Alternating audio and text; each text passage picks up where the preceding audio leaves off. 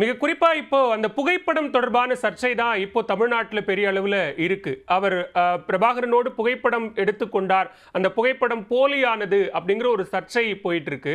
நீங்க சொன்னது போல ஒரு 8லிருந்து 10 நிமிடங்கள் அந்த சந்திப்பு நடந்திருக்குமே, ஆனால் அத்தனை புகைப்படங்கள் எடுத்திருப்பதற்கான ஒரு வாய்ப்பு அங்க இருந்திருக்குமா? புகைப்படம் எடுத்திருக்கிறதுக்கான வாய்ப்பு அங்க இருந்திருக்கும் கட்டாயமா அவருக்கு.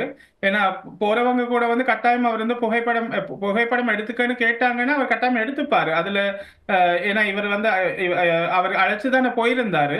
அது அவர் அழைச்ச நிலை இவர் பார்க்க விரும்பி போயிருந்தாரு. அப்ப போயிருந்த போது வந்து அவர் எடுத்திருக்கான வாய்ப்பு இருக்கு. ஆனா இது வந்து அங்க அவரோட எடுத்த படமா இருக்காது. அது வந்து அவருக்கு அந்த சில சில தடைகளை தாண்டி தான் இந்த படங்கள் அதெல்லாம் வந்து இவங்களுக்கு அனுப்பி வைக்கப்படும். அப்படி அவருக்கு கிடைக்காததால தானோ என்னவோ அவர் இப்படி ஒரு படத்தை ரெடி பண்ணியிருக்காரோ அப்படின்ற மாதிரி எனக்கு தோணுது. யாரா இருந்தாலும் அந்த படங்கள் வந்து அவங்க நினைச்சது மாதிரி அவங்களோட கேமராவில் எடுத்துட்டு போறதுக்கான அனுமதி இல்லை.